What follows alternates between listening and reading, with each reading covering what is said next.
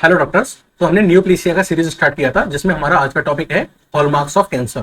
लेकिन आज जो हम हॉलमार्क ऑफ कैंसर पढ़ेंगे वो हम पढ़ेंगे at cellular and molecular level, क्योंकि इससे प्रीवियस लेक्चर में मैंने आपको बताया था कि हम एनाप्लेसिया को हॉलमार्क ऑफ कैंसर कहते हैं। क्या कहते हैं?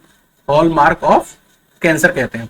बट ये जो हम स्टडी कर रहे थे, ये हम स्टडी कर रहे थे टिश्यू लेवल पे। किस पे? टिश्यू लेवल पे। एनाप्लेसिया क्या होता था?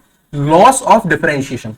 लॉस ऑफ डिफरेंशिएशन, इसका क्या मतलब होता था कि जो ट्यूमर सेल्स बन रही हैं, वो पेरेंट सेल्स से, वो उस टिश्यू की पेरेंट सेल्स से स्ट्रक्चरली एंड फंक्शनली रिजेंबल नहीं करती है।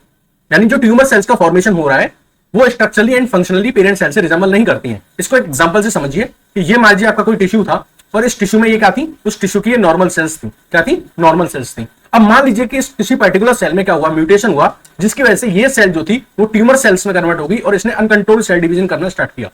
अब जो अनकंट्रोल्ड सेल डिवीजन करने पर जो ये नई सेल बन रही है, अगर ये न्यू सेल्स इन पेरेंट सेल्स से स्ट्रक्चरली एंड फंक्शनली रिजेंबल नहीं करती हैं, तो हम कहेंगे कि एनाप्लेसिया हो चुका है, और जिसको हम हॉलमार्क ऑफ कैंसर बोलते थे एट टिश्यू लेवल। बट इस लेक्चर में हम उसको सेलुलर एंड मॉलिक्यूलर लेवल पे डिस्कस करेंगे। यानी कि किसी भी सेल के अंदर ऐसे क्या फंडामेंटल चेंजेस होंगे जिनके बिहाफ पे हम कह सकते हैं कि जो हमारी नॉर्मल सेल है ये एक कैंसर सेल में कन्वर्ट हो चुकी है। तो दो साइंटिस्ट हैं, डगलास हेनहन एंड रॉबर्ट वीनबर्ग। इन्होंने 8 फंडामेंटल चेंजेस बताए थे। कितने? 8 फंडामेंटल चेंजेस बताए थे जो किसी भी सेल में होते हैं, जिसकी वजह से हम कह सकते हैं कि जो नॉर्मल सेल है वो किसमें टर्न आउट हो चुकी है? एक कैंसर सेल में टर्न आउट हो चुकी है। तो आप सामने जो 8 फंडामेंटल चेंजेस देख रहे हैं, इन 8 फंडामेंटल चेंजेस को सेलुलर एंड मॉलिक्यूलर लेवल पर हॉलमार्क ऑफ कैंसर कहा जाता है। ये चेंजेस अगर किसी सेल के अंदर देखने को मिलते हैं तो हम कहते हैं कि जो सेल है वो नॉर्मल सेल से किसमें कन्वर्ट हो चुकी है? एक कैंसर सेल में कन्वर्ट हो चुकी है। ठीक है, चलो अब हम ये जो 8 फंडामेंटल चेंजेस हैं इनको हम अरेंज करते हैं और एक एक करके इनके बारे में डिस्कशन करते हैं। तो सबसे पहला जो फंडामेंटल चेंज जो हम स्टडी करेंगे वो है self sufficiency in the growth signal. अब इसका क्या मतलब होता है? तो एक बात समझिएगा, सबसे पहले हम एक नॉर्मल कंडीशन के बारे में बात करते हैं। जो हमारी नॉर्मल सेल होती है, कैसी सेल होती है? नॉर्मल सेल होती है।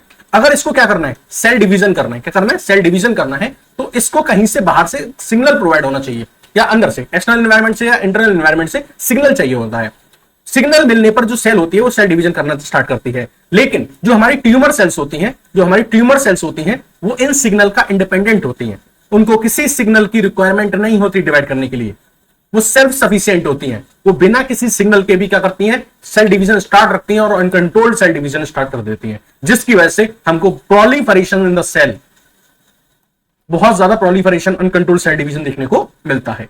यानी कि ये सेल्फ सफिशिएंट होती है, इनको किसी सिग्नल की रिक्वायरमेंट नहीं होती, ट्यूमर सेल्स को, ठीक है, या कैंसर सेल्स को। अच्छा, हम नेक्स्ट फंडामेंटल चेंजेस की बात करें, inactivation of the tumour suppression gene. अब इसका क्या मतलब होता है?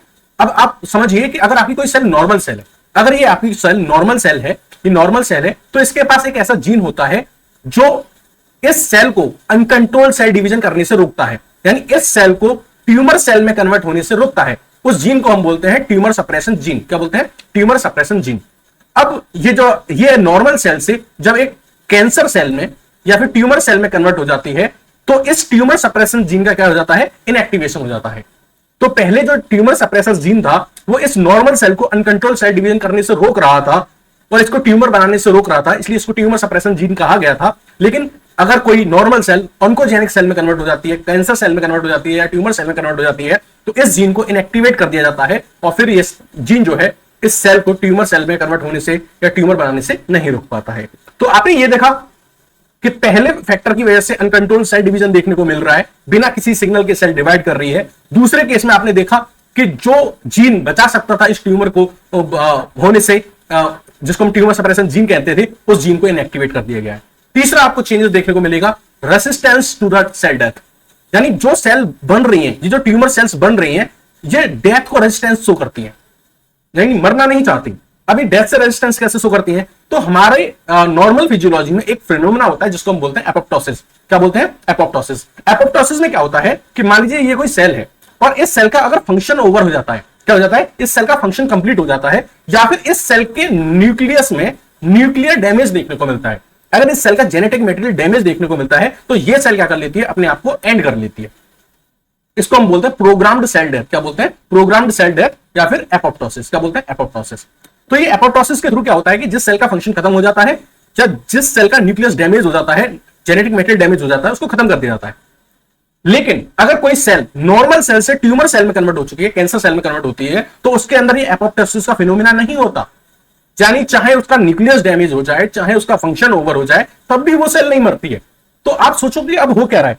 एक तो अनकंट्रोल सेल डिवीजन हो रहा है, दूसरा ट्यूमर सप्रेसर जीन जो ट्यूमर को होने से रोक सकता था उसको इनएक्टिवेट कर दिया, सेल मर भी नहीं रही है और बनती भी एक्सेस में जा रही है। तो क्या होगा? एक ट्यूमर का फॉर्मेशन होगा कि नहीं? कैंसर का फॉर्मेशन होगा कि नहीं? चलो, 3 फैक्टर हमने डिस्कस कर लिए। अब आप आते हैं अपने फोर्थ फैक्टर की तरफ।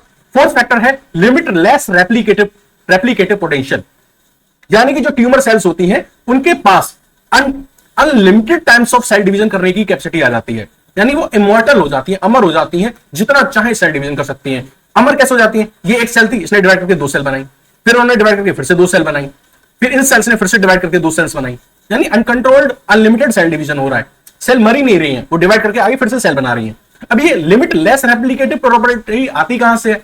तो बेसिकली क्या होता है कि कोई भी सेल जो होती है उसके पास एक लिमिटेड डिवीजन करने की कैपेबिलिटी होती है, लिमिटेड डिवीजन कैपेसिटी होती है। और ये कैपेसिटी किस पे डिपेंड करती है? तो बेसिकली जो सेल के अंदर क्रोमोसोम होता है, क्रोमोसोम जो होता है उसके टिप पर एक डीएनए सेगमेंट होता है। क्या होता है? एक डीएनए सेगमेंट होता है और इस डीएनए सेगमेंट को हम बोलते हैं टीलोमियर। तो इस टीलोमियर के साइज पे डिपेंड करता है कि कौन सी सेल कितनी बार सेल डिवीजन करेगी। हर बार सेल डिवीजन करने पर इस टीलोमियर का जो साइज होता है वो डिक्रीज होता जाता है। लेकिन अगर कोई नॉर्मल सेल कैंसर सेल या ट्यूमर सेल में कन्वर्ट हो चुकी होती है तो उसके अंदर एंजाइम जो होता है जिसको बोलते हैं टीलोमरेज, वो टीलोमरेज एंजाइम आके क्या करता है? इस टीलोमियर के साइज को वापस से इंक्रीज कर देता है, जिसकी वजह से टीलोमियर का साइज रिड्यूस ही नहीं होता है और उसकी वजह से जो कैंसर सेल होती है इसके पास अनलिमिटेड रेप्लिकेटिव पोटेंशियल आ जाता है। यानी ये सेल अनलिमिटेड टाइम्स क्या कर सकती है? डिवाइड कर सकती है। अनलिमिटेड टाइम्स इसमें क्या हो सकता है? सेल डिवीजन हो सकता है। इतनी बात समझ में आ गई। चलो, फोर्थ फैक्टर क्लियर हो गया। अब आते हैं फिफ्थ फैक्टर के पास, जिसको बोलते हैं Altered cellular mechanism, Altered cellular metabolism. अगर हमारी कोई नॉर्मल सेल ट्यूमर सेल में कन्वर्ट हो जाती है तो वो हमारे सेल्यूलर मेटाबॉलिज्म को भी अल्टर कर देती है। वो जो हमारी सेल जो ट्यूमर सेल में कन्वर्ट हो चुकी है वो एरोबिक ग्लाइकोलाइसिस शो करती है और इसी के साथ साथ ग्लूकोज हंगर शो करती है। क्या शो करती है? ग्लूकोज हंगर शो करती है। यानी ज्यादा से ज्यादा ग्लूकोज को यूटिलाइज करती है, ज्यादा से ज्यादा एटीपी का फॉर्मेशन करती है और इसका यूज करती है हमारी जो सेल के प्रोडक्ट्स होते हैं, जो हमारा साइटोप्लाज्म होता है, जो सेल ऑर्गेनली होती है, उनको ज्यादा से ज्यादा बनाने में, ताकि सेल ज्यादा से ज्यादा टाइम्स क्या कर सके? ग्रो कर सके और ज्यादा से ज्यादा टाइम्स तक सेल डिवीजन कर सके।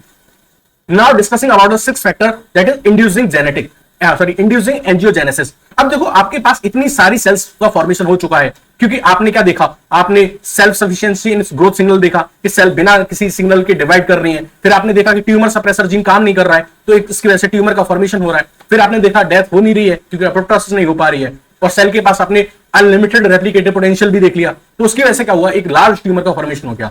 अब जो लार्ज ट्यूमर का फॉर्मेशन हुआ है, इन सेल्स को क्या चाहिए? फूड चाहिए, ऑक्सीजन चाहिए, ठीक है? तो इन सब के लिए इसमें क्या होना जरूरी है? ब्लड वेजल्स की सप्लाई होना जरूरी है। तो अब क्या होगा? आपको एंजियोजेनेसिस देखने को मिलेगी। क्या देखने को मिलेगी? एंजियोजेनेसिस देखने को मिलेगी, यानी कि ब्लड वेजल्स का फॉर्मेशन देखने को मिलेगा, ब्लड वेजल्स की सप्लाई देखने को मिलेगी, जिसकी वजह से जो हमारी जो ट्यूमर सेल्स बनी है इनको प्रॉपर अमाउंट में फूड और ऑक्सीजन मिलेगा, जिससे प्रॉपर्ली क्या कर पाएंगी? ग्रो कर पाएंगी। ठीक है, अच्छा, इतनी बात समझ में आ गई। अब सेवन फैक्टर की तरफ चलते हैं। सेवन फैक्टर है avoiding immune destruction and ability to evade first immune response. आपने डेथ होने से रोक ली, आपने अनकंट्रोल सेल डिवीजन कर लिया, लेकिन आपके न्यूक्लियस में डैमेज हुआ है और आप एक नई तरह की सेल्स बना रही हैं जो पेरेंट सेल से रिजेंबल नहीं कर रही, तो क्या हमारा जो इम्यून सिस्टम है वो आपको एक एंटीजन की तरह नहीं देखेगा? ऑब्वियसली देखेगा, क्योंकि आप जो मल्टीप्लाई करके जो ट्यूमर सेल्स बना रहे हैं वो नॉर्मल सेल की तरह रिजेंबल नहीं कर रही हैं। तो हमारे इम्यून सिस्टम के लिए जो नई सेल्स बन रही हैं वो किसकी तरह काम करेंगी? एक एंटीजन की तरह काम करेंगी, यानी एंटीजेनिक प्रॉपर्टी शो होगी। क्या शो होगी? एंटीजेनिक प्रॉपर्टी शो होगी इन ट्यूमर सेल्स के द्वारा। तो हमारी जो ट्यूमर सेल्स हैं वो क्या करती हैं? अपने आप को इस एंटीजेनिक प्रॉपर्टी से भी सेव कर लेती हैं। इतनी ज्यादा ब्रिलियंट, इतनी ज्यादा शातिर होती हैं कि ये ट्यूमर की सेल्स फॉर्म हुई हैं, ये हम अपने आप को हमारे इम्यून सिस्टम से भी इम्यून सिस्टम से भी प्रिवेंट कर लेती हैं, छुपा के रख लेती हैं। कैसे? ये अपने चारों ओर एक ऐसा माइक्रो एनवायरनमेंट पैदा कर देती हैं, ऐसा माइक्रो एनवायरनमेंट पैदा कर देती हैं बाय रिलीजिंग साइटोकाइंस के जो आपका जो इम्यून सिस्टम होता है वो आपको पहचान ही नहीं पाता, यानी इम्यून सिस्टम आइडेंटिफाई नहीं कर पाता, क्योंकि ये माइक्रो एनवायरनमेंट क्रिएट कर देती है tumour cells by releasing some cytokines. साथ ही साथ ये जो ट्यूमर सेल्स क्या करती हैं, अपने सरफेस पे जो एंटीजन होते हैं, वो एंटीजन जो हमारे इम्यून सिस्टम को सिग्नल दे सकते हैं कि हम कैंसर सेल हैं, उन एंटीजन को भी मास्क कर देती हैं। यानी कैंसर सेल क्या करेंगी? Masking of antigen present on surface of cell, on surface of cell. Cell के सरफेस पे ऐसे एंटीजन जो हमारे इम्यून सिस्टम को सिग्नल भेज सकते हैं कि हम आउटसाइडर्स हैं, हम एंटीजन हैं, उनको क्या कर सकती हैं? मास्क कर देती हैं। तो इस तरीके से वो अपने आप को हमारे इम्यून सिस्टम से भी ट्यूमर सेल्स बचा लेती हैं। Next is ability to invade and metastasis. अब जो कैंसर सेल होती है वो क्या करती है? अपने आसपास की सेल्स को भी इन्फेक्ट करना स्टार्ट कर देती है, और इस प्रोसेस को हम बोलते हैं इन्वेजन। क्या बोलते हैं? इन्वेजन। अपने सराउंडिंग एनवायरनमेंट में जाके क्या करना? हम पहुंचाना। ठीक है, तो इन्वेजन शो करती हैं, यानी जो कैंसर सेल्स होती हैं वो अपने आसपास की सेल्स को इन्फेक्ट करेंगी, इन्वेजन शो करेंगी। साथ ही साथ सेल्स क्या शो करेंगी? मेटास्टेसिस शो करेंगी। देखो, सेल्स लाई करती हैं एक मेम्ब्रेन के ऊपर जिसको बोलते हैं बेसमेंट मेम्ब्रेन। क्या बोलते हैं? Basement membrane. अब कैंसर सेल क्या करती हैं? इस बेसमेंट मेम्ब्रेन को ब्रेक डाउन कर देती हैं। क्या कर देती हैं? ब्रेक डाउन कर देती हैं, और यहां से माइग्रेट कर जाती हैं अदर टिश्यू में, अदर ऑर्गन्स में। तो जब ये migrate by blood, by lymph और एनी अदर मेथड, ये जो सेल्स होती हैं, कैंसर सेल्स होती हैं, माइग्रेट कर जाती हैं और दूसरी जगह जाके सेकेंडरी ट्यूमर का फॉर्मेशन करती हैं। किसका फॉर्मेशन करती हैं? सेकेंडरी ट्यूमर का फॉर्मेशन करती हैं। इसको हम बोलते हैं मेटास्टेसिस। इसको हम आपको क्या बोलते हैं? मेटास्टेसिस। यानी कैंसर सेल क्या करेंगी? अपने आसपास की सेल को भी इंफेक्ट करेंगी, उसको हम बोलेंगे लोकल इन्वेजन। और इसके साथ साथ वो बेसमेंट मेम्ब्रेन को ब्रेक डाउन करके by blood, by lymph and any other method they migrate to the other part, other tissue, and they can cause secondary tumour at that site. तो हम कहेंगे कि वो मेटास्टेसिस शो कर रही है। So these are the eight fundamental changes in a cell which through which we can determine that it is a cancer cell. So these 8 fundamental changes were the hallmark of the cancer cell.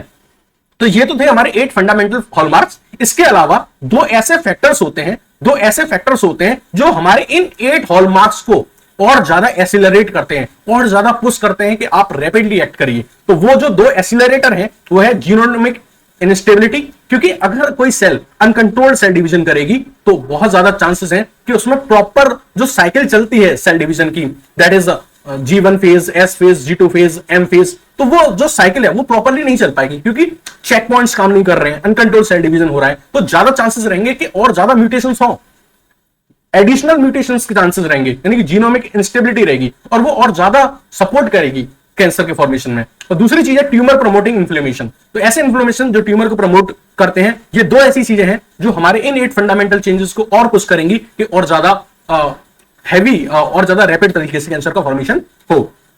तो इन 8 fundamental changes को हमने अभी बहुत ही brief में समझा है। अब next video lecture में मैं एक फंडामेंटल को उठा के, एक फंडामेंटल चेंजेस को उठा के बहुत डिटेल में एलैबोरेट करके इसको एक्सप्लेन करूंगा। ये वीडियो कैसी लगी आपको प्लीज कमेंट सेक्शन में बताइएगा। Thank you and have a nice day.